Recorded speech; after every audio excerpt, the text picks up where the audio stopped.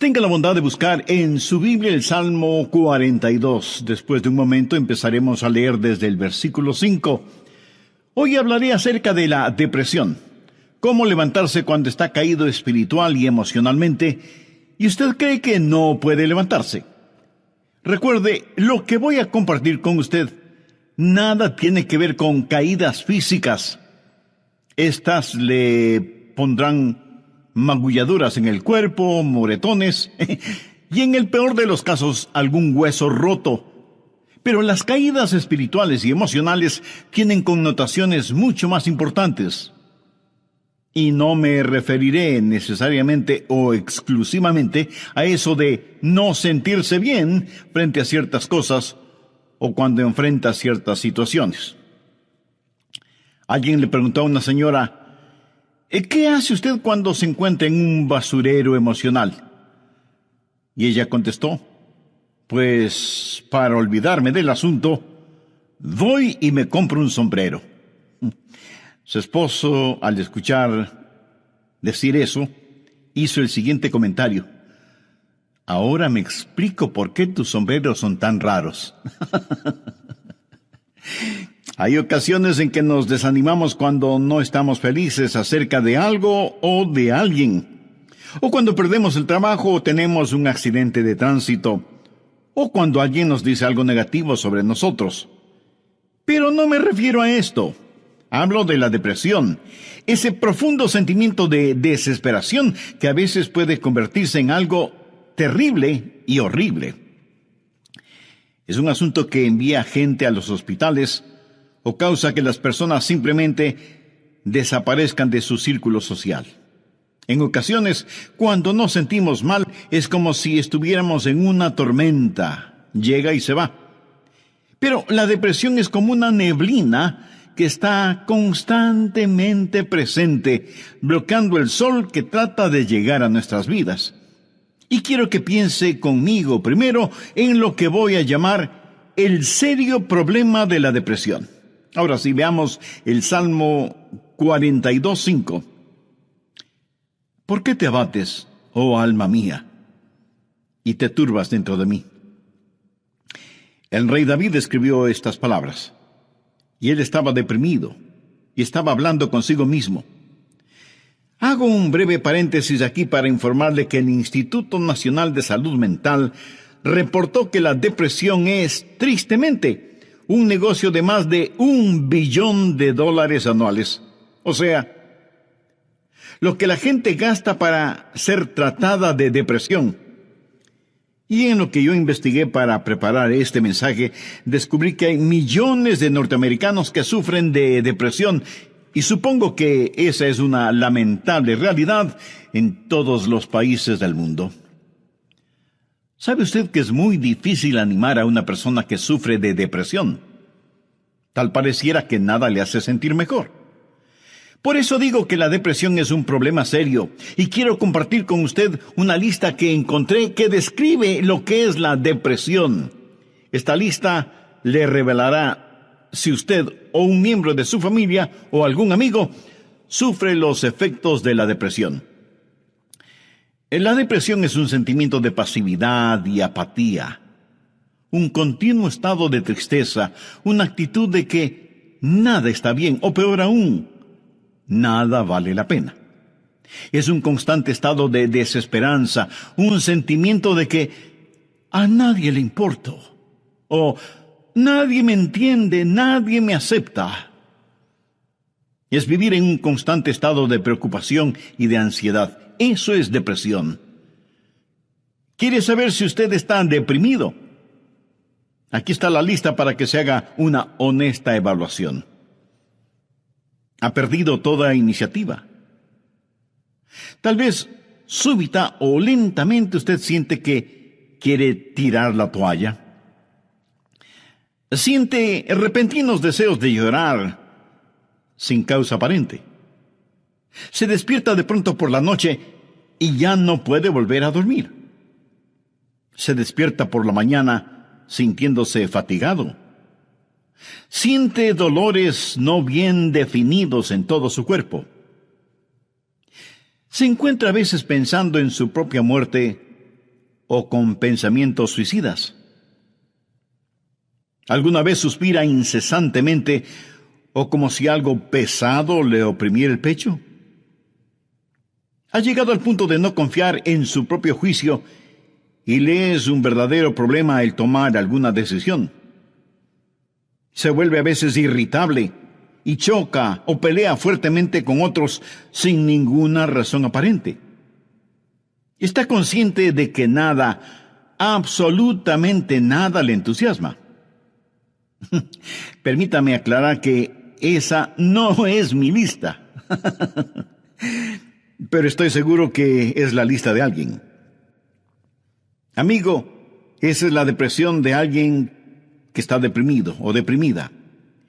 Y a lo mejor alguno de quienes me escucha dirá: pastor, ese mensaje no es para mí porque yo no estoy deprimido. Felicitaciones. Pero sabe, alguien que usted conoce lo está. Y usted puede ayudar a ese alguien. ¿Está seguro o segura que usted no necesita ayuda en esta área? ¿Cómo puede levantarse cuando está caído? La depresión es una enfermedad mortal que manda a mucha gente a los hospitales y a otros a la tumba. Es la tercera causa de mortalidad en ciertas categorías y edades. Aquellos que hemos estado en el ministerio el tiempo suficiente, sabemos cuando vamos a una tumba a enterrar a un cónyuge que no pasará mucho tiempo sin que tengamos que enterrar al otro. Y si usted me dice: oh, eso pasa con los incrédulos porque no saben lo que nosotros sabemos. Permítame decirle algo. Los hijos de Dios no son inmunes a la depresión. Moisés, ese gran líder del pueblo de Dios, experimentó tal estado de depresión que le pidió a Dios que lo matara.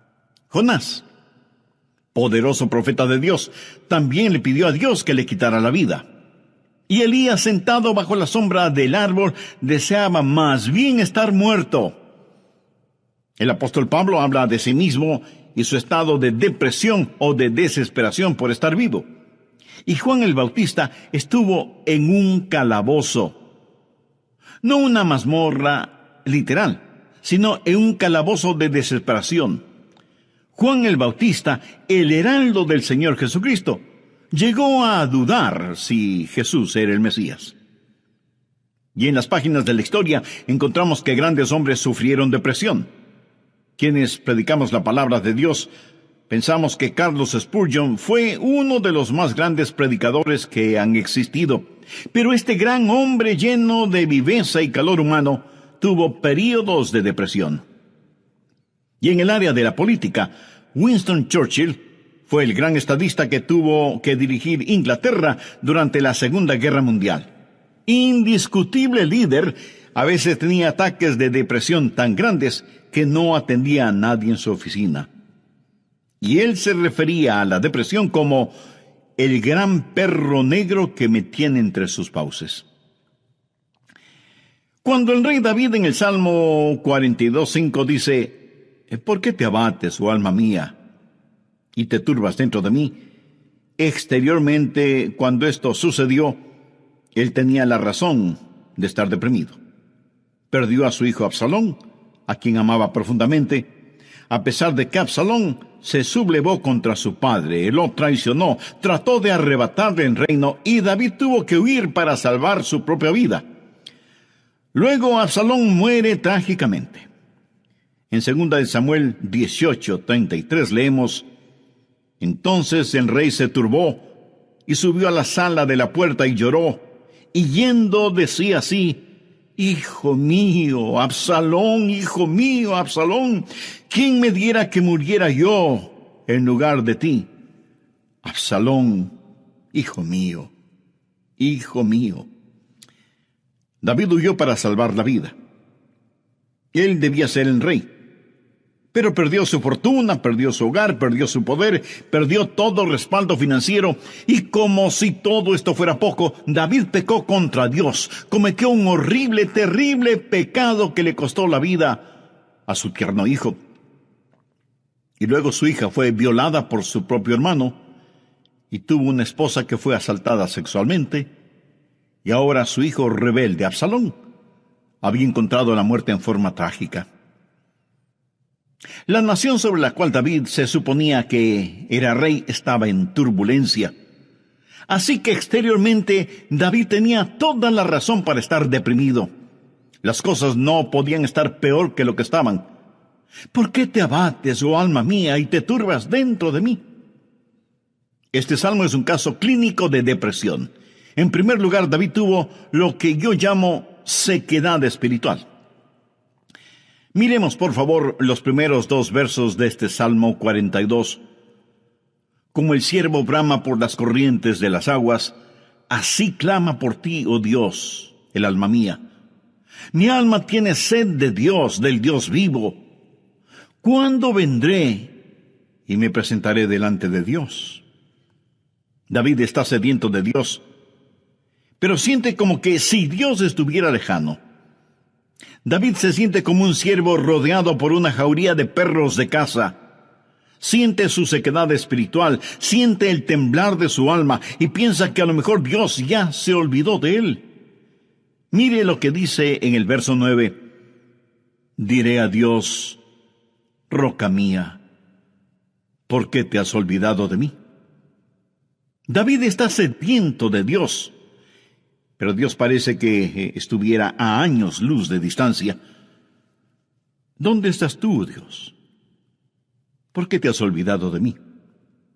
Sequedad espiritual. Dios no se había olvidado de él. Ese no es el punto.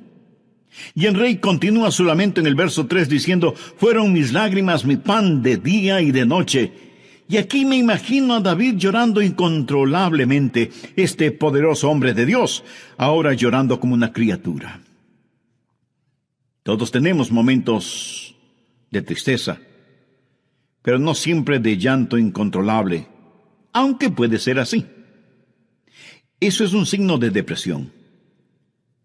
No es como una lluvia de verano que cae y desaparece rápidamente, sino que es más bien como una neblina continua durante el día nublado. David siente vergüenza y se siente derrotado. Mire lo que dice en el verso 3. Fueron mis lágrimas mi pan de día y de noche, mientras me dicen todos los días, ¿dónde está tu Dios? Él sabe que sus enemigos están burlándose de él. Y está avergonzado. Se siente como un indigno testigo de Dios, y por supuesto que lo fue. ¿Sabe? A veces, aun estando en evidente pecado, tratamos de testificar, pero no tenemos ni el poder ni el gozo para hacerlo, y no tenemos la victoria, y esto aumenta nuestra vergüenza. El sentido de culpa de David le hizo pensar que era una desgracia delante de Dios. Y todo era peor por las recurrencias de sus memorias. Mire lo que dice en el verso 4. Me acuerdo de estas cosas y derramo mi alma dentro de mí. De cómo yo fui con la multitud y la conduje hasta la casa de Dios, entre voces de alegría y de alabanza del pueblo en fiesta. David recordaba mejores días. Miró retrospectivamente aquellos días cuando tuvo gozo y paz junto con la multitud, alabando a Dios en la casa de Dios. Y ahora todo eso no era más que un recuerdo. Ya no era nada real para él, y hacía que todo su dolor, toda su turbación fuera más vívida, y sentía que esos hermosos días que antaño experimentó, los había perdido para siempre. Y como si eso no fuera suficiente, él estaba abrumado por las circunstancias. Miremos lo que David dice en los versos 6 y 7. Dios mío, mi alma está abatida en mí. Me acordaré, por tanto, de ti desde la tierra del Jordán y de los hermonitas desde el monte de Mizar. Un abismo llama a otro a la voz de tus cascadas. Todas las ondas y tus olas han pasado sobre mí. El río Jordán es llamado el río de la muerte. La palabra Jordán literalmente significa descenso y juzgamiento. Comienza en el monte Hermón, que está casi a 3,000 metros sobre el nivel del mar, y desciende por un tortuoso camino hacia el Mar Muerto. El Mar Muerto está a casi 450 metros por debajo del nivel del mar. Y el río Jordán fluye hacia el Mar Muerto para no volver a aparecer. Así que, en la tipología bíblica, Jordán ha sido la representación de muerte y desesperación. Y David siente que está totalmente inundado por las circunstancias. Las aguas de Dios están sobre él. Está cubierto de problemas y no sabe hacia dónde dirigirse. Está absoluta y totalmente abrumado por las circunstancias. Y quiero decirle que estadísticamente, personas así son suicidas. Un jovencito de 16 años escribió la siguiente carta antes de suicidarse. Querido mundo, yo no quiero que me corten el pelo. Yo no quiero cuidar niños. Yo no quiero ir a ver a Gina mañana en el colegio. Yo no quiero hacer mis deberes de biología, de inglés, de historia, ni de ninguna otra materia. Yo ya no quiero estar triste o solo o deprimido. No deseo comer, ni beber, ni conversar, ni dormir, ni respirar. Sencillamente ya no quiero vivir. Papá, mamá, no es culpa de ustedes. Solo que no me siento libre, me siento enfermo, triste y solo, aunque esté rodeado de mis padres, hermanos, compañeros y amigos. Eso, mi amigo, es depresión y es muy, pero muy triste. La depresión es un serio problema. En segundo lugar, quiero que sepa y vea que hay una provisión espiritual para la depresión. Gracias a Dios, usted no tiene que estar deprimido. Dios ha hecho provisión para usted, para mí, para nuestras familias y para nuestros amigos, para todos aquellos que sufren depresión. Primero, usted tiene que mirarse interiormente y analizar su corazón. Veamos el Salmo 42, los versos del 5 al 7. ¿Por qué te abates, oh alma mía, y te turbas dentro de mí? Espera en Dios, porque aún he de alabarle, salvación mía y roca mía, Dios mío, mi alma está abatida en mí. Me acordaré por tanto de ti desde la tierra del Jordán, y de los hermonitas desde el monte de Mizar. Un abismo llama a otro a la voz de tus cascadas, todas tus ondas y tus olas han pasado sobre mí. Pero ahora quiero que note en forma particular que David comienza a hablar consigo mismo. Y si usted me pregunta si uno puede hablar con uno mismo, pues le diré que sí, David lo hizo. Y no me diga que usted nunca ha hablado con usted mismo, porque francamente no se lo voy a creer.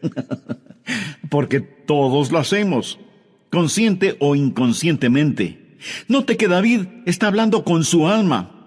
El alma es el ego que vive dentro de cada uno de nosotros, no es el espíritu. El espíritu es su naturaleza espiritual, su alma es su naturaleza emocional, su mente, sus emociones, su voluntad. Y David le habla a su alma. En el próximo programa terminaremos este estudio bíblico sobre la depresión. Y espero que esto no lo deprima ahora. Antes de finalizar y sabiendo que la depresión no hace acepción de personas y la sufren santos y pecadores, permítame preguntarle en forma personal, ¿ha depositado su fe en el Señor Jesucristo? ¿A quién recurre cuando está deprimido? Recuerde que la causa de la depresión puede ser externa, pero la solución es interna, íntima, personal. Voy a comenzar este programa haciendo un resumen de lo que estudiamos en el programa anterior. Entre otras cosas, dije que hay ocasiones en que nos desanimamos cuando no estamos felices acerca de alguien o de algo, o cuando perdemos el trabajo o tenemos un accidente de tránsito, o cuando alguien dice algo negativo sobre nosotros. Pero no me refiero a esto. Hablo de la depresión. Ese profundo sentimiento de desesperación que a veces puede convertirse en algo terrible y horrible. La depresión es un sentimiento de pasividad y apatía, un continuo estado de tristeza, una actitud de que nada está bien, o peor aún, nada vale la pena. Es un constante estado de desesperanza, un sentimiento de que a nadie le importo o nadie me entiende, nadie me acepta. Es vivir en un constante estado de preocupación y de ansiedad. Eso es depresión. ¿Quiere usted saber si está deprimido? Aquí está la lista para que se haga una honesta evaluación. Ha perdido toda iniciativa. Tal vez súbita o lentamente usted siente que quiere tirar la toalla. Siente repentinos deseos de llorar sin causa aparente. Se despierta de noche y ya no puede volver a dormirse. Se despierta por la mañana sintiéndose fatigado. Siente dolores no bien definidos en todo su cuerpo. Se encuentra a veces pensando en la propia muerte, la suya, o con pensamientos suicidas. ¿Alguna vez suspira incesantemente o como si algo pesado le oprimiera el pecho? Ha llegado al punto de no confiar en su propio juicio y le es un verdadero problema el tomar alguna decisión. Se vuelve a veces irritable y choca o pelea fuertemente con otros sin ninguna razón aparente. Está consciente de que nada, absolutamente nada le entusiasma. Y si usted me dice, eso pasa con los incrédulos porque no saben lo que nosotros sabemos. Permítame decirle algo, los hijos de Dios no son inmunes a la depresión. Moisés, ese gran líder del pueblo de Dios, experimentó tal estado de depresión que él le pidió a Dios que lo matara. Jonás, poderoso profeta de Dios, también le pidió a Dios que le quitara la vida. Y Elías, sentado bajo la sombra de un árbol, deseaba más bien estar muerto. El apóstol Pablo habla de sí mismo y su estado de depresión o de desesperación por estar vivo. Y Juan el Bautista estuvo en un calabozo, no una mazmorra literal, sino en un calabozo de desesperación. Juan el Bautista, el heraldo del Señor Jesucristo, llegó a dudar si Jesús era el Mesías. Y en las páginas de la historia encontramos que grandes hombres sufrieron depresión. Quienes predicamos la palabra de Dios pensamos que Carlos Spurgeon fue uno de los más grandes predicadores que ha existido. Pero este gran hombre lleno de viveza y de calor humano tuvo períodos de depresión. Y en el área de la política, Winston Churchill fue el gran estadista que tuvo que dirigir Inglaterra durante la Segunda Guerra Mundial. Indiscutible líder, a veces tenía ataques de depresión tan grandes que no atendía a nadie en su oficina. Y él se refería a la depresión como el gran perro negro que me tiene entre sus fauces. La nación sobre la cual David se suponía que era rey estaba en turbulencia. Así que exteriormente David tenía toda la razón para estar deprimido. Las cosas no podían estar peor de lo que estaban. ¿Por qué te abates, oh alma mía, y te turbas dentro de mí? Este salmo es un caso clínico de depresión. En primer lugar, David tuvo lo que yo llamo sequedad espiritual. Miremos, por favor, los primeros 2 versos de este Salmo 42. Como el ciervo brama por las corrientes de las aguas, así clama por ti, oh Dios, el alma mía. Mi alma tiene sed de Dios, del Dios vivo. ¿Cuándo vendré y me presentaré delante de Dios? David está sediento de Dios, pero siente como que si Dios estuviera lejano. David se siente como un ciervo rodeado por una jauría de perros de caza, siente su sequedad espiritual, siente el temblar de su alma y piensa que a lo mejor Dios ya se ha olvidado de él. Mire lo que dice en el verso 9, diré a Dios, roca mía, ¿por qué te has olvidado de mí? David está sediento de Dios, pero Dios parece que estuviera a años luz de distancia. ¿Dónde estás tú, oh Dios? ¿Por qué te has olvidado de mí? Sequedad espiritual. Dios no se había olvidado de él. Pero ese no es el punto. El rey continúa su lamento en el verso 3 diciendo: fueron mis lágrimas mi pan de día y de noche. Y aquí me imagino a David llorando incontrolablemente, este poderoso hombre de Dios ahora llorando como una criatura. Todos tenemos nuestros momentos de tristeza, pero no siempre de llanto incontrolable, aunque puede ser así. Eso es un signo de depresión.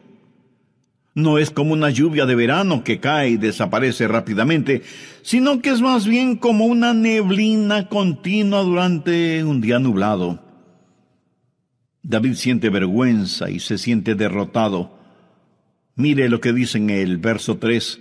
Fueron mis lágrimas mi pan de día y de noche, mientras me dicen todos los días: ¿dónde está tu Dios? ¿Sabía que dentro de usted hay alguien que constantemente le está hablando? Es la vieja naturaleza, su alma no redimida ni santificada. Y su alma le habla y le dice: tienes razón de sentir pena por ti mismo. Nunca lo lograrás. No tienes lo que se requiere. Este es el final. La vida no vale la pena vivirla. Y David responde a su alma y le dice: ¿por qué te abates, oh alma mía? Y este es el momento en que usted toma control, sostiene firmemente a su alma frente a usted, le mira directamente a los ojos y le habla. Eso es lo que David hizo cuando le dijo: alma, ¿por qué te sientes así? Usted tiene que mirarse íntimamente, interiormente, y analizar su corazón. ¿Por qué está deprimido?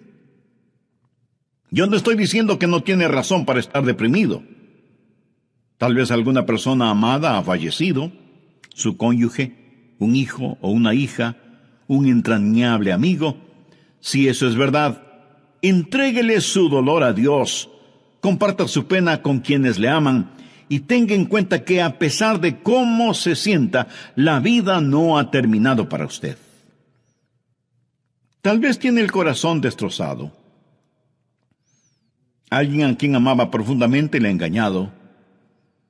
Tal vez un esposo ha abandonado a su esposa por otra mujer, o a lo mejor una esposa ha dejado a su esposo por otro hombre. Tal vez esté enfrentando el dolor de un noviazgo roto súbita y amargamente. O pudiera ser que los padres no hacen sentir bienvenidos a sus hijos que se fueron del hogar como las ovejas negras de la familia. Si usted está viviendo estas u otras amargas experiencias, escúcheme. Rehúse el estar rumiando estas cosas una y otra vez. Eso no es bueno. Analice las cosas. Si alguien le ha destrozado el corazón, vea qué es lo que ha aprendido de esa experiencia y comience a buscar y tener nuevas amistades. Tal vez usted ha pecado y está siendo perseguido constantemente por el fantasma de su culpa. ¿Qué debe hacer? Confiese su pecado a Dios. Y si tiene que pedir perdón a alguien, hágalo. Si tiene que restituir algo a alguien, hágalo sin demora de tiempo. Mientras más se demore en hacerlo, más difícil le será el realizarlo. Haga lo que tiene que hacer ya. Y cierre la puerta de ese pasado. Analice, mire su propio corazón y pregúntese: ¿por qué estoy abatido? Pero necesita hacer algo más. No solo un análisis íntimo de su corazón, sino que mirando hacia arriba, reconozca que necesita ayuda una vez que ha identificado el problema. Note en los versos del 7 al 9 lo que David dijo: un abismo llama a otro a la voz de tus cascadas, todas tus ondas y tus olas han pasado sobre mí. Pero de día mandará Jehová su misericordia, y de noche su cántico estará conmigo, y mi oración al Dios de mi vida. Diré a Dios: roca mía, ¿por qué te has olvidado de mí? ¿Por qué andaré yo enlutado por la opresión del enemigo? ¿Qué es lo que David está haciendo ahora? Pues mirar hacia arriba. No solo interiormente para ver por qué me siento así, sino mirar hacia Dios y decir: Dios, tú eres mi ayuda y mi esperanza. Tú me cubrirás con tu misericordia. Oh, qué amigo nos es Cristo. Él llevó nuestro dolor. Estoy seguro que alguien me dirá: pastor, lo que yo estoy pasando usted no lo comprende. Mi amigo, ese no es el punto. Cierto, yo no lo comprendo, pero Dios le comprende. Y no solo que le comprende, sino que le ama y quiere cuidar de usted. Él es su ayudador, aun cuando usted no lo entienda. El doctor Warren Wiersbe fue un gran maestro bíblico, y él dijo que la vida no es un problema que debe ser resuelto, sino un misterio que debe ser vivido. Eso nos hace recordar siempre que, como hijos de Dios, no vivimos de explicaciones, sino de promesas. Algunos piensan que de alguna manera Dios les ha olvidado o Dios les ha fallado. No. Dios ni se ha olvidado de usted ni le ha fallado a usted. Pero David se sintió así. Mire la pregunta que hace en el verso 9. Dios, ¿por qué te has olvidado de mí? No, Dios no se había olvidado de David. Y si usted me dice: pastor, realmente no entiendo esto, yo le diré que no tiene que entenderlo. Es más, el hecho de que no lo entienda pudiera ser parte del juicio y de la prueba. El poeta norteamericano Robert Frost, en uno de sus poemas, dijo: era esencial para el juicio que usted no lo entendiera entonces. Tenía que parecer sin significado el tener significado. Esto no tiene ningún significado para usted. Verá, podemos confiar en Dios para cualquier cosa si entendiéramos el porqué. Pero Dios no nos deja entender el porqué todo el tiempo, para que podamos conocer el quién y podamos confiar en Él en aquello que no entendemos. Andrew Murray fue un extraordinario hombre de Dios y dijo lo siguiente: en tiempos de problemas, aquellos que confían en Dios deben primero decir: Él me trajo hasta aquí. Es por su voluntad que me encuentro en esta situación. Y Él me mantendrá aquí en su amor y me dará la gracia en este juicio para comportarme como su hijo. Él hará que este juicio sea una bendición, enseñándome las lecciones que Él quiere que aprenda y trabajando bajo su gracia ya concedida. Finalmente, en su tiempo, Él le librará nuevamente. ¿Cómo y cuándo? Bueno, solo Él lo sabe. Así que cuando usted está en dificultades, diga: estoy aquí primero por la voluntad de Dios, segundo bajo su cuidado, tercero bajo su entrenamiento y cuarto en su tiempo. Alguien dijo: Dios es demasiado bueno para no ser bondadoso, demasiado sabio como para cometer errores. Y cuando no podamos ver su mano, podemos confiar en su corazón. Mírese interiormente y analice su corazón. Salmo 42:11. ¿Por qué te abates, oh alma mía? ¿Y por qué te turbas dentro de mí? Espera en Dios, porque aún he de alabarle. Y Dios quiere que le diga a alguien que me esté escuchando este momento, sin que importe cuán difíciles sean las circunstancias, que Dios está con usted. No pierda la esperanza. Dios tiene un futuro lleno de esperanza para usted. David le habló a su alma y le dijo: espera en Dios.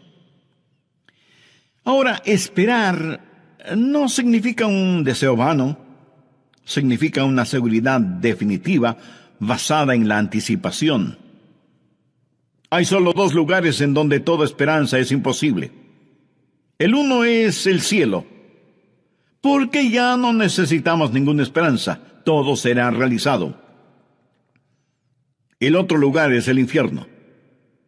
Si usted muere sin ser salvo, se irá al infierno y quedará fuera de toda esperanza. Pero la esperanza siempre es posible. Mi amigo, lo que encontramos en Jeremías 29:11 es para usted ahora mismo. Escuche lo que dice ese versículo.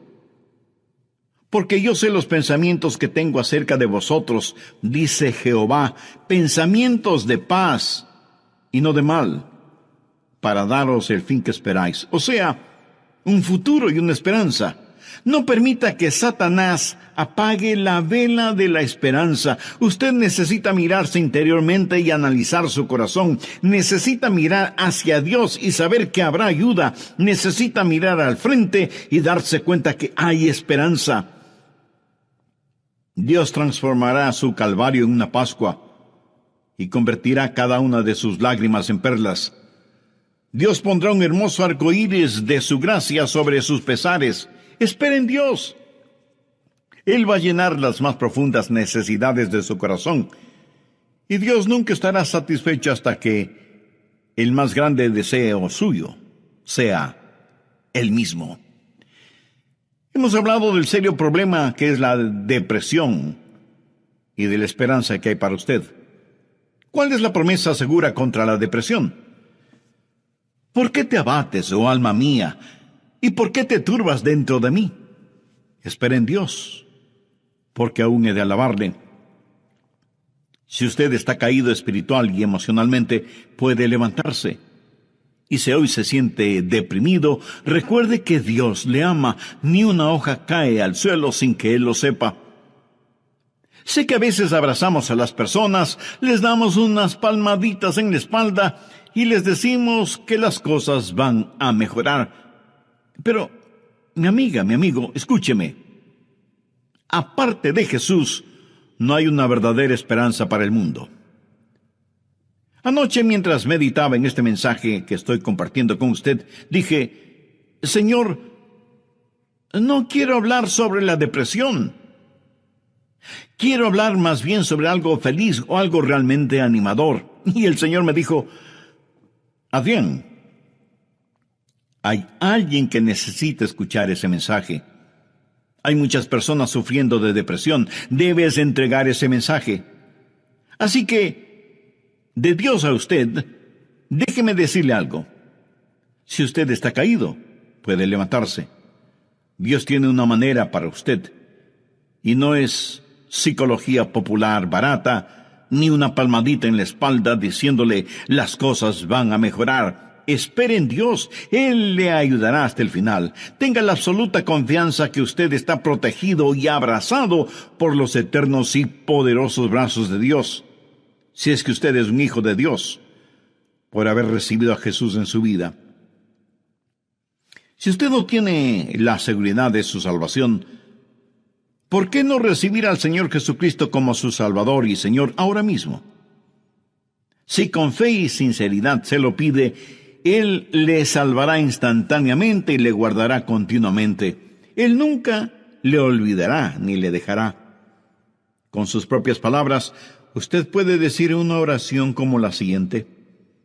Querido Dios, sé que me amas y que quieres salvarme. Señor, sé que tú moriste en la cruz para salvarme y derramaste tu sangre para pagar la culpa de mi pecado. Gracias por amarme de esa manera. Este mismo momento deposito toda mi fe y confianza en ti y te recibo en mi corazón y en mi vida como mi Salvador y mi Señor. Perdona mis pecados. Límpiame. Ayúdame a vivir para ti, porque tú moriste por mí. Lo pido con gratitud en tu santo nombre. Amén. Siente dolores no bien definidos en todo su cuerpo. Se encuentra a veces pensando en su propia muerte o con pensamientos suicidas. ¿Alguna vez suspira incesantemente o como si algo pesado le oprimiera el pecho? ¿Ha llegado al punto de no confiar en su propio juicio y le es un verdadero problema el tomar alguna decisión? Se vuelve a veces irritable y choca o pelea fuertemente con otros sin ninguna razón aparente. Está consciente de que nada, absolutamente nada le entusiasma. Permítame aclarar que esa no es mi lista. Pero estoy seguro que es la lista de alguien. Amigo, esa es la depresión de alguien que está deprimido o deprimida. Y a lo mejor alguno de quienes me escucha dirá, pastor, ese mensaje no es para mí porque yo no estoy deprimido. Felicitaciones. Pero sabe, alguien que usted conoce lo está. Y usted puede ayudar a ese alguien. ¿Está seguro o segura que usted no necesita ayuda en esta área? ¿Cómo puede levantarse cuando está caído? La depresión es una enfermedad mortal que manda a mucha gente a los hospitales y a otros a la tumba. Es la tercera causa de mortalidad en ciertas categorías y edades. Aquellos que hemos estado en el ministerio el tiempo suficiente, sabemos cuando vamos a una tumba a enterrar a un cónyuge que no pasará mucho tiempo sin que tengamos que enterrar al otro. Y si usted me dice, eso pasa con los incrédulos porque no saben lo que nosotros sabemos. Permítame decirle algo. Los hijos de Dios no son inmunes a la depresión. Moisés, ese gran líder del pueblo de Dios, experimentó tal estado de depresión que le pidió a Dios que lo matara.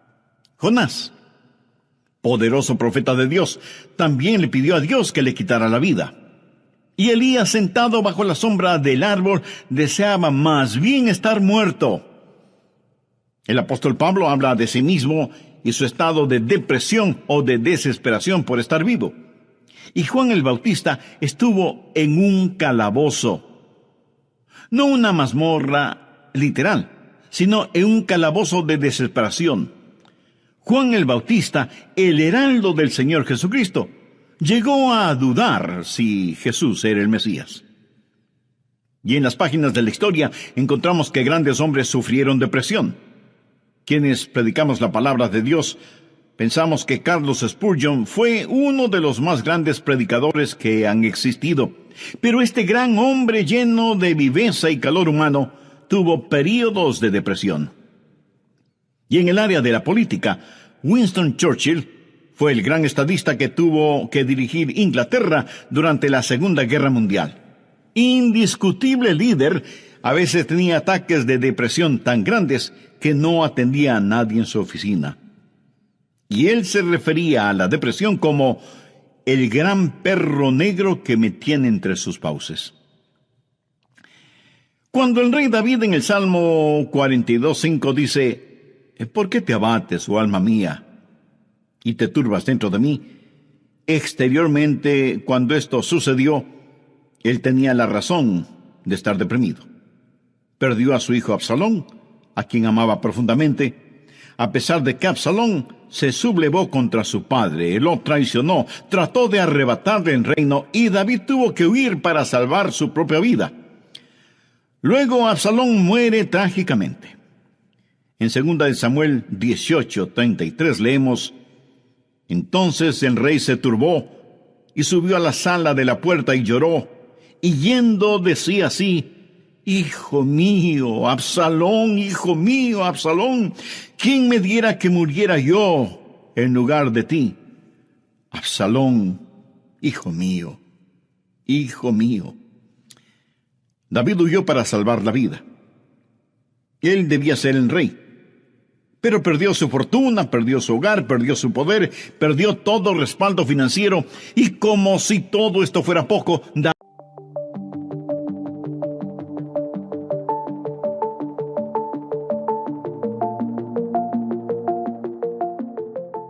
Bienvenidos a El Amor que Vale. En esta serie, La Comunión Más Dulce sobre esta tierra, estamos estudiando la primera epístola de Juan. El título del sermón de hoy, del mensaje de hoy, es ¿Cómo vivir en los últimos tiempos? Pastor Roger, ¿son estos los últimos días? Absolutamente sí, sin lugar a dudas, son los últimos tiempos. ¿Cómo puede estar tan seguro, pastor? Porque los últimos días empezaron con Pentecostés. Desde los años de los apóstoles hasta el día de hoy, Hemos estado viviendo en los últimos tiempos. ¿Es eso contradictorio? Para nada. Desde que Jesús ascendió, la iglesia siempre ha estado esperando su regreso. Y Él puede venir en cualquier momento. Y por ello, la Biblia llama a todos estos días los últimos tiempos. Muchos creemos que vivimos en los últimos días de los últimos tiempos. Acompáñenos, nuestro mensaje, ¿cómo vivir en los últimos tiempos?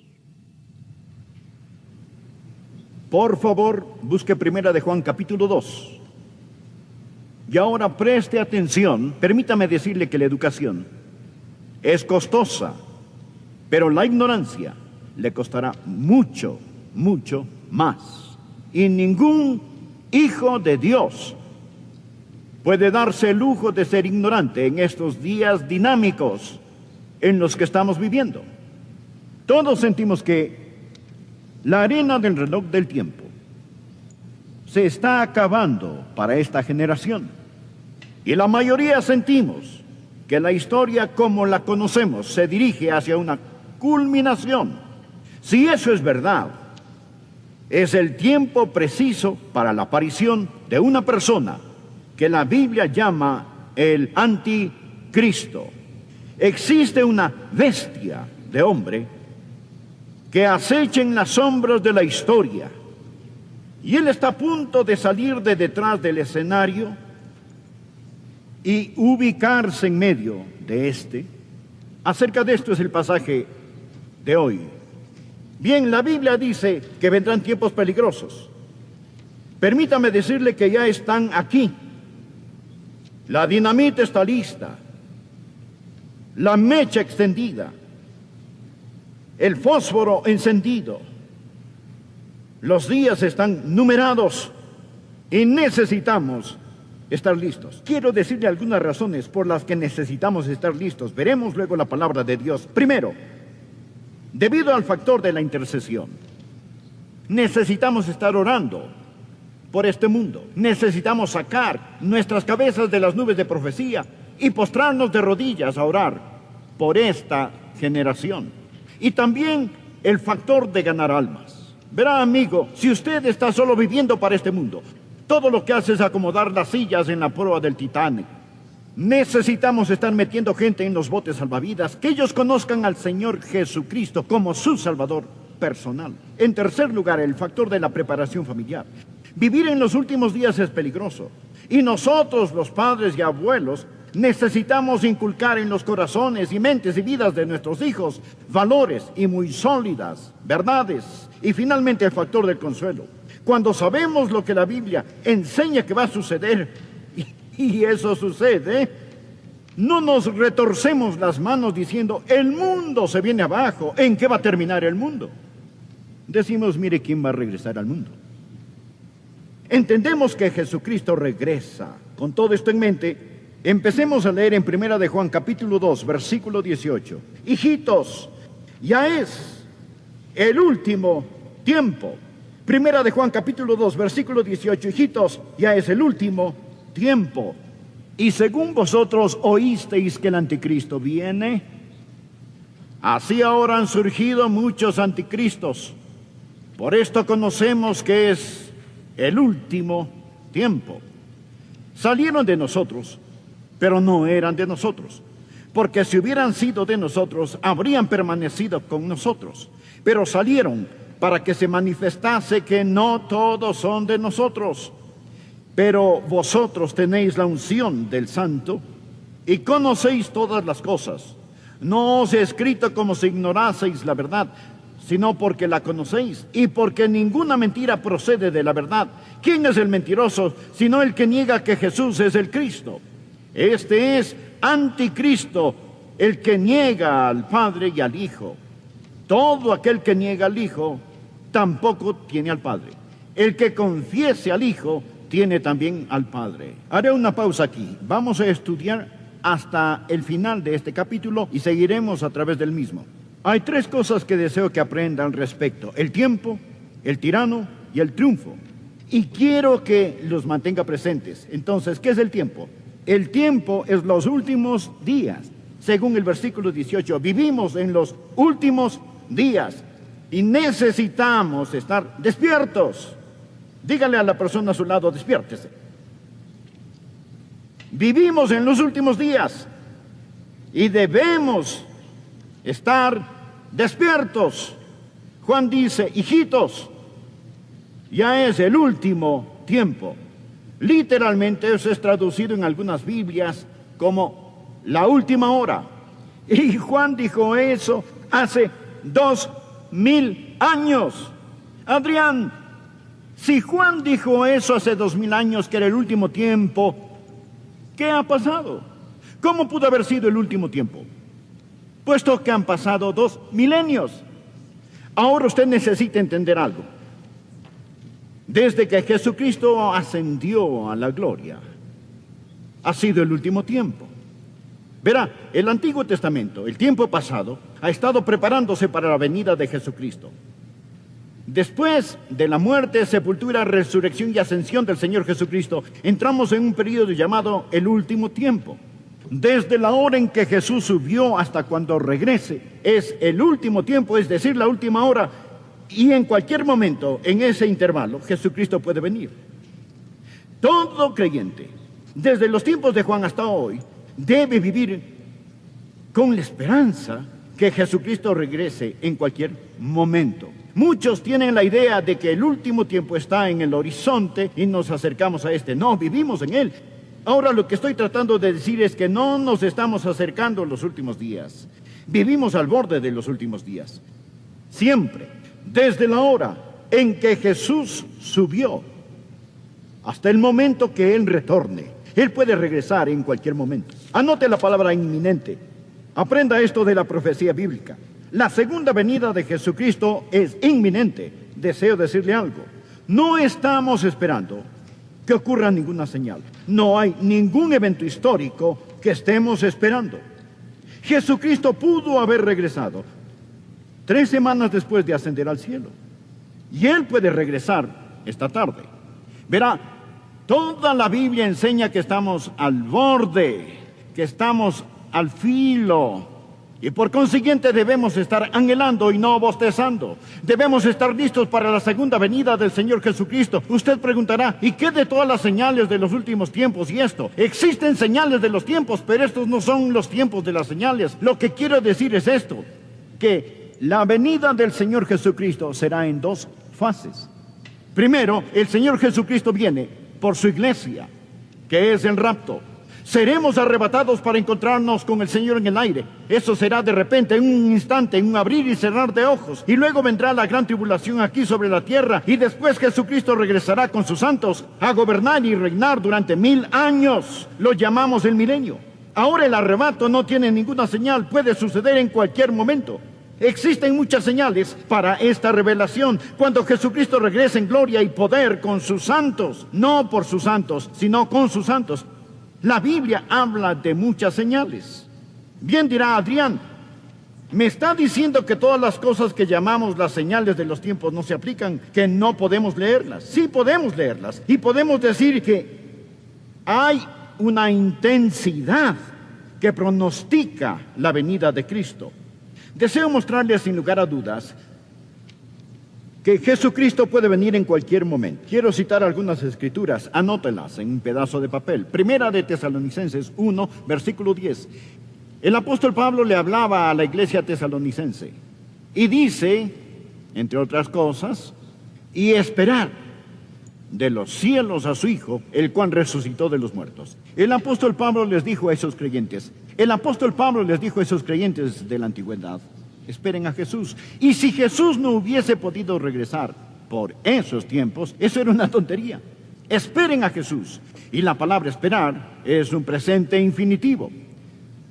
Significa constantemente estar esperando. Filipenses 3, versículo 20. Pablo dijo a la iglesia de Filipos, mas nuestra ciudadanía está en los cielos, de donde también esperamos al Salvador.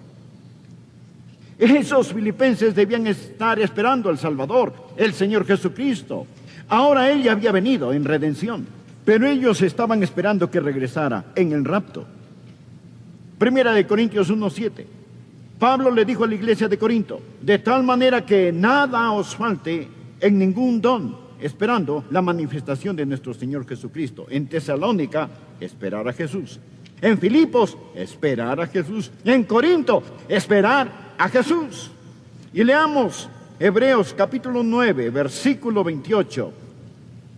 El escritor dice: así también Cristo fue ofrecido una sola vez para llevar los pecados de muchos, y aparecerá por segunda vez sin relación con el pecado para salvación a los que le esperan. ¿Saben lo que debe estar haciendo? Debe estar aprendiendo acerca de su venida, debe estar viviendo por su venida, anhelando su venida y buscando su venida. Usted debe estar esperando al Señor Jesucristo en cualquier momento. Pablo le habló a Tito, en Tito 2, versículo 13, acerca de la gracia de Dios que nos redime y nos hace un pueblo propio, y agregó: aguardando la esperanza bienaventurada y la manifestación gloriosa de nuestro gran Dios y Salvador Jesucristo. Esperen a Jesús. Nosotros no estamos esperando algún evento, nosotros no estamos esperando la reconstrucción del templo, ni que el anticristo aparezca, ni la reunión de Israel, ni estamos esperando terremotos, hambres y todas estas cosas. Estamos esperando a Jesús. Estamos aguardando a Jesús. Se lo recalco, amigo, Jesús puede venir antes de que termine este sermón. Usted dirá: bueno, yo no pienso que pasará hoy. Bien, eso es una señal de que sí podría suceder, porque la Biblia dice: el Hijo del Hombre vendrá a la hora que no pensáis. Así que el primer punto es que estamos viviendo en los últimos tiempos. Esté despierto, esté despierto, esté despierto, esté despierto. Hijitos, es la última hora. En el tiempo de Juan, en nuestro tiempo, en cualquier momento, espere a Jesús. Él regresa. Él regresa. En cualquier momento. Ahora, si ellos tuvieron razón para creer que Él regresaría en sus días, ¿cuánto más nosotros, que vemos la cohesión de señales y eventos que dejan entrever lo venidero? Aquí está el segundo punto. El anticristo está por venir y necesitamos estar alerta. Estos son los últimos días, necesitamos estar despiertos. El anticristo viene, debemos estar alertas. Por favor, mire 1 de Juan 2, versículo 18. Y dice: hijitos, ya es el último tiempo. De acuerdo, despiértese. Y según vosotros oísteis que el anticristo viene, así ahora han surgido muchos anticristos. Por esto conocemos que es el último tiempo. Existe un gobernante mundial que está esperando detrás del telón, listo para salir al escenario. Ya lo mencioné.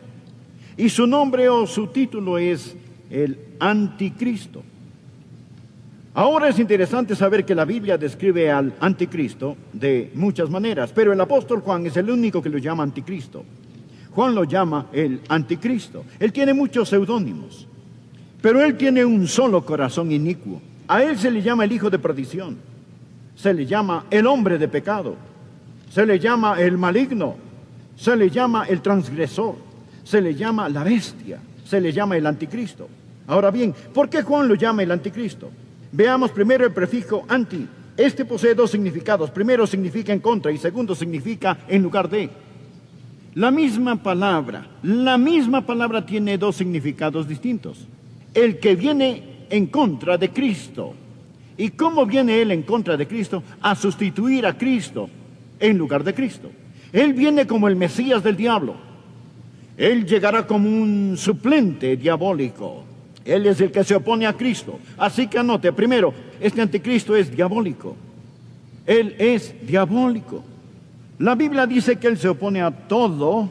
Él se opone a Dios y se exalta sobre Dios. Él es el anticristo.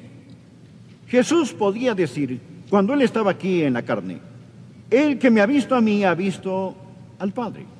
El que me ha visto a mí ha visto al Padre. Eso es lo que Jesús podría decir. El anticristo podrá decir: el que me ha visto a mí ha visto a mi Padre.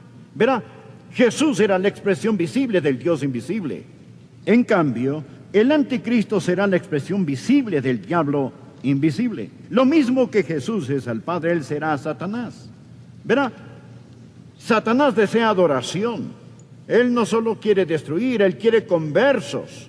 Él quiere que esa adoración sea pública y Él la recibirá a través de su Mesías, el diablo. Así que anote, el anticristo es diabólico. Número 2, Él es divisivo. Mire por favor versículo 19 de este mismo capítulo. Él está hablando ahora de otros anticristos. Y Él enseña: salieron de nosotros, pero no eran de nosotros, porque si hubieran sido de nosotros, habrían permanecido con nosotros, pero salieron para que se manifestase que no todos son de nosotros. Casi todas esas sectas falsas empezaron en la iglesia verdadera. Algunas personas no eran de nosotros, pero salieron de nosotros. Todos hemos visto personas que nunca han recibido al Señor Jesucristo como su Salvador personal y Señor, y pueden pasar adelante, bautizarse, estar en la escuela dominical, en el coro. Y después de un tiempo ellos salen y se unen a alguna secta extraña, rara, esotérica. ¿Por qué lo hacen? Amigos, ellos están con nosotros, pero no son de nosotros. No poseen la verdadera coinonía. El Espíritu Santo de Dios no mora en ellos, así que salen. Alguien dice, bien, ellos perdieron su salvación. No, no la perdieron. Ellos nunca la tuvieron. Juan dice que ellos salieron de nosotros, pero no eran de nosotros. Si ellos hubieran sido de nosotros, sin duda hubieran continuado con nosotros, pero ellos se marcharon. El mundo está lleno de estos anticristos. Ellos son el cumplimiento de las profecías bíblicas. No han tomado a Dios por sorpresa. Primera Timoteo 4:1 dice, pero el Espíritu dice claramente que en los postreros tiempos algunos apostatarán de la fe, escuchando a espíritus engañadores y a doctrinas de demonios. Salieron de nosotros, mas no eran de nosotros. Vemos a estas personas hoy en día tal vez no involucrándose en movimientos anticristianos, pero alejándose. ¿Sabe por qué perdieron su salvación? No, se dice que la fe que se disipa antes del final tenía una falla desde el principio. Ellos no eran de nosotros. Si hubieran estado con nosotros, si hubieran tenido el Espíritu Santo, sin duda hubieran continuado con nosotros. Él es destructivo. Él quiere dañar, destruir y condenar su alma. Usted dirá, eso no es agradable. Amigo, el discípulo amado lo escribió el apóstol Juan. Él dice, hijitos, ya es el último tiempo. Han surgido muchos anticristos. El anticristo vendrá y será como Juan lo está diciendo. Él habla del tiempo, del último tiempo. Estad atentos. Habla del tirano, el anticristo que vendrá. Estad atentos. Juan habla también del triunfo. Nuestro Señor está en camino y necesitamos permanecer en Él. Despierte, esté alerta y permanezca. Veamos una palabra que llamará nuestra atención: permanecer. En Primera de Juan, capítulo 2, Juan dice en el versículo 24, lo que habéis oído desde el principio permanezca en vosotros. Ahora bien, mire por favor el final del versículo 27. Así como la unción misma os ha enseñado, permaneced en él. Versículo 28. Y ahora, hijitos, permaneced en él. Ahora que está despierto y alerta, ¿qué más hace? ¿Cómo puede vivir en los últimos días? Bien, usted debe permanecer. Primero, escuche. Necesita enseñarle a sus hijos a estar listos. Usted necesita permanecer en la palabra de Dios. De nuevo, versículo 24. Lo que habéis oído desde el principio permanezca en vosotros. Él está hablando acerca de lo que ha oído, la palabra. Si lo que habéis oído desde el principio permanece en vosotros, también vosotros permaneceréis en el Hijo y en el Padre. La palabra permanecer significa establecerse, arraigarse, erradicarse. Así que la palabra de Dios debe radicar en usted y usted en la palabra de Dios. Aprenda a atesorar la palabra de Dios. Aprenda a apropiarse de la palabra de Dios. Aprenda a aplicar la palabra de Dios, porque la manera de conocer al Padre y al Hijo es a través de la palabra de Dios. Y no solamente necesita permanecer en ella, présteme atención, padres y abuelos. Ustedes necesitan poner dosis gigantescas de la palabra de Dios en los corazones y mentes de sus hijos. Ellos no lo van a conseguir en la escuela dominical, usted tendrá que hacerlo. Si no, ellos serán arrastrados, pues el diablo es tan engañoso. Su engaño está como un virus en el aire. Cuando los Estados Unidos se independizaron, la Biblia era el libro más citado por los patriarcas fundadores de la nación. Hoy es el libro más censurado. La Biblia, el libro más censurado en América. Hoy se puede leer casi cualquier cosa en las escuelas públicas, excepto la Biblia. Padres y madres, la Biblia dice que en estos últimos tiempos ustedes tendrán que permanecer en la palabra de Dios. Número 2, debe permanecer en el Espíritu de Dios. Mire el versículo 27 del capítulo 2. Pero la unción que vosotros recibisteis de Él permanece en vosotros, y no tenéis necesidad de que nadie os enseñe. Así como la unción misma os enseña las cosas, y es verdadera y no es mentira, según ella os ha enseñado, permaneced en Él. El Espíritu Santo de Dios permanece en usted y usted permanece en Él. Note que Él usa la palabra unción, es la palabra crisma. Mire el versículo 20, Él llama una unción es la misma palabra, pero vosotros tenéis la unción del Santo. Y en la segunda venida del Señor Jesucristo, cuando Jesucristo regrese, usted no estará alarmado ni estará temeroso. Usted irá a encontrarse con el Señor Jesucristo con anhelo, valentía y gozo. Amigo, yo era un joven predicador alarmado, mas quiero contarle que desde aquel tiempo hasta el día de hoy se ha dado un cambio radical en mi corazón. Anhelo tanto que Jesús venga. No temo su retorno.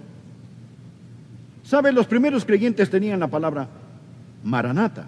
Significa ven, Señor Jesús. Yo quiero que Él venga. Añoro su regreso. Aguardo el día de su venida. Deseo ir a casa y estar con el Señor Jesucristo. No es que este mundo me tenga cansado. Disfruto la vida diariamente.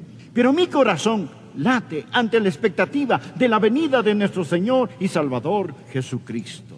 Estaré confiando cuando le vea.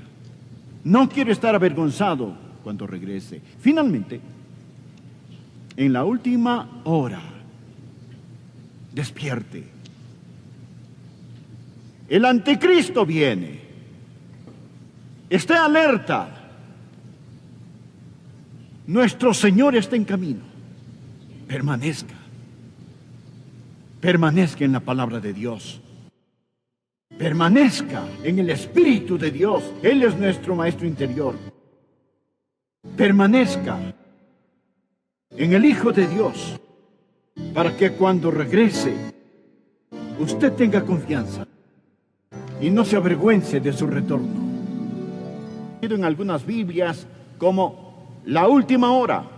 Y Juan dijo eso hace 2000 años.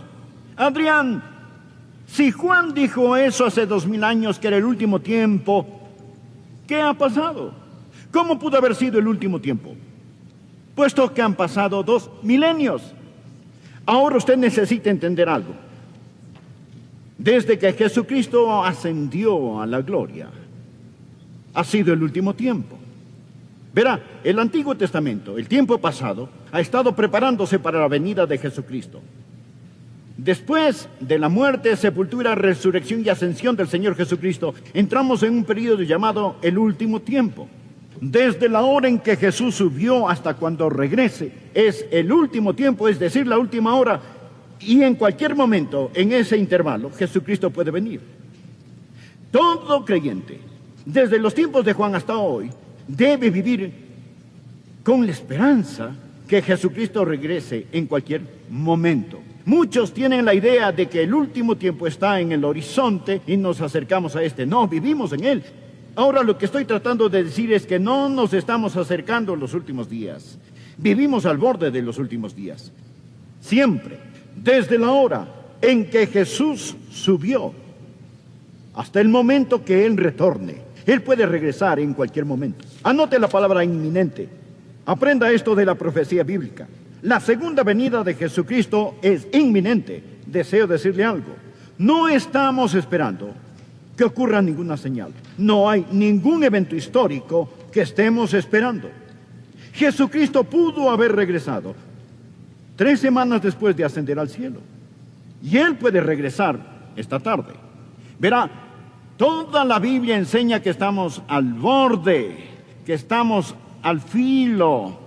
Y por consiguiente debemos estar anhelando y no bostezando. Debemos estar listos para la segunda venida del Señor Jesucristo. Usted preguntará, ¿y qué de todas las señales de los últimos tiempos y esto? Existen señales de los tiempos, pero estos no son los tiempos de las señales. Lo que quiero decir es esto, que la venida del Señor Jesucristo será en 2 fases. Primero, el Señor Jesucristo viene por su iglesia, que es el rapto. Seremos arrebatados para encontrarnos con el Señor en el aire. Eso será de repente, en un instante, en un abrir y cerrar de ojos. Y luego vendrá la gran tribulación aquí sobre la tierra. Y después Jesucristo regresará con sus santos a gobernar y reinar durante 1000 años. Lo llamamos el milenio. Ahora el arrebato no tiene ninguna señal. Puede suceder en cualquier momento. Existen muchas señales para esta revelación. Cuando Jesucristo regrese en gloria y poder con sus santos. No por sus santos, sino con sus santos. La Biblia habla de muchas señales. Bien dirá Adrián, ¿Me está diciendo que todas las cosas que llamamos las señales de los tiempos no se aplican? ¿Que no podemos leerlas? Sí podemos leerlas. Y podemos decir que hay una intensidad que pronostica la venida de Cristo. Deseo mostrarles sin lugar a dudas que Jesucristo puede venir en cualquier momento. Quiero citar algunas escrituras, anótelas en un pedazo de papel. Primera de Tesalonicenses 1, versículo 10. El apóstol Pablo le hablaba a la iglesia tesalonicense y dice, entre otras cosas, y esperar de los cielos a su Hijo, el cual resucitó de los muertos. El apóstol Pablo les dijo a esos creyentes, de la antigüedad, esperen a Jesús. Y si Jesús no hubiese podido regresar por esos tiempos, eso era una tontería. Esperen a Jesús. Y la palabra esperar es un presente infinitivo. Significa constantemente estar esperando. Filipenses 3, versículo 20. Pablo dijo a la iglesia de Filipos, mas nuestra ciudadanía está en los cielos, de donde también esperamos al Salvador. Esos filipenses debían estar esperando al Salvador, el Señor Jesucristo. Ahora Él ya había venido en redención, pero ellos estaban esperando que regresara en el rapto. Primera de Corintios 1:7. Pablo le dijo a la iglesia de Corinto, de tal manera que nada os falte en ningún don, esperando la manifestación de nuestro Señor Jesucristo. En Tesalónica, esperar a Jesús. En Filipos, esperar a Jesús. En Corinto, esperar a Jesús. Y leamos Hebreos capítulo 9, versículo 28. El escritor dice, así también Cristo fue ofrecido una sola vez para llevar los pecados de muchos y aparecerá por segunda vez sin relación con el pecado para salvación a los que le esperan. ¿Saben lo que debe estar haciendo? Debe estar aprendiendo acerca de su venida, debe estar viviendo por su venida, anhelando su venida y buscando su venida. Usted debe estar esperando al Señor Jesucristo en cualquier momento. Pablo le habló a Tito, en Tito 2, versículo 13, acerca de la gracia de Dios que nos redime y nos hace un pueblo propio, y agregó, aguardando la esperanza bienaventurada y la manifestación gloriosa de nuestro gran Dios y Salvador Jesucristo. Esperen a Jesús. Nosotros no estamos esperando algún evento, nosotros no estamos esperando la reconstrucción del templo, ni que el anticristo aparezca, ni la reunión de Israel, ni estamos esperando terremotos, hambres y todas estas cosas. Estamos esperando a Jesús. Estamos aguardando a Jesús. Se lo recalco, amigo, Jesús puede venir antes de que termine este sermón. Usted dirá, bueno, yo no pienso que pasará hoy. Bien, eso es una señal de que sí podría suceder, porque la Biblia dice, el Hijo del Hombre vendrá a la hora que no pensáis. Así que el primer punto es que estamos viviendo en los últimos tiempos. Esté despierto, esté despierto, esté despierto, esté despierto. Hijitos, es la última hora. En el tiempo de Juan, en nuestro tiempo, en cualquier momento, espere a Jesús. Él regresa. Él regresa. En cualquier momento. Ahora sí ellos tuvieron razón para creer que Él regresaría en sus días. ¿Cuánto más nosotros que vemos la cohesión de señales y eventos que dejan entrever lo venidero? Aquí está el segundo punto. El anticristo está por venir y necesitamos estar alerta. Estos son los últimos días. Necesitamos estar despiertos. El anticristo viene, debemos estar alertas. Por favor, mire 1 de Juan 2, versículo 18. Y dice, hijitos, ya es el último tiempo. De acuerdo, despiértese. Y según vosotros oísteis que el anticristo viene, así ahora han surgido muchos anticristos. Por esto conocemos que es el último tiempo. Existe un gobernante mundial que está esperando detrás del telón, listo para salir al escenario. Ya lo mencioné. Y su nombre o su título es el anticristo. Ahora es interesante saber que la Biblia describe al anticristo de muchas maneras, pero el apóstol Juan es el único que lo llama anticristo. Juan lo llama el anticristo. Él tiene muchos seudónimos, pero él tiene un solo corazón inicuo. A él se le llama el hijo de perdición, se le llama el hombre de pecado, se le llama el maligno, se le llama el transgresor, se le llama la bestia, se le llama el anticristo. Ahora bien, ¿por qué Juan lo llama el anticristo? Veamos primero el prefijo anti. Este posee dos significados. Primero significa en contra y segundo significa en lugar de. La misma palabra tiene dos significados distintos. El que viene en contra de Cristo. ¿Y cómo viene él en contra de Cristo? A sustituir a Cristo en lugar de Cristo. Él viene como el Mesías del diablo. Él llegará como un suplente diabólico. Él es el que se opone a Cristo. Así que anote, primero, este anticristo es diabólico. Él es diabólico. La Biblia dice que Él se opone a todo. Él se opone a Dios y se exalta sobre Dios. Él es el anticristo. Jesús podía decir, cuando Él estaba aquí en la carne, el que me ha visto a mí ha visto al Padre. El que me ha visto a mí ha visto al Padre. Eso es lo que Jesús podría decir. El anticristo podrá decir, el que me ha visto a mí ha visto a mi Padre. Verá, Jesús era la expresión visible del Dios invisible. En cambio, el anticristo será la expresión visible del diablo invisible. Lo mismo que Jesús es al Padre, Él será Satanás. Verá, Satanás desea adoración. Él no solo quiere destruir, Él quiere conversos. Él quiere que esa adoración sea pública y Él la recibirá a través de su Mesías, el diablo. Así que anote, el anticristo es diabólico. Número 2, Él es divisivo. Mire por favor versículo 19 de este mismo capítulo. Él está hablando ahora de otros anticristos. Y Él enseña, salieron de nosotros, pero no eran de nosotros, porque si hubieran sido de nosotros, habrían permanecido con nosotros, pero salieron para que se manifestase que no todos son de nosotros. Casi todas esas sectas falsas empezaron en la iglesia verdadera. Algunas personas no eran de nosotros, pero salieron de nosotros. Todos hemos visto personas que nunca han recibido al Señor Jesucristo como su Salvador personal y Señor, y pueden pasar adelante, bautizarse, estar en la escuela dominical, en el coro.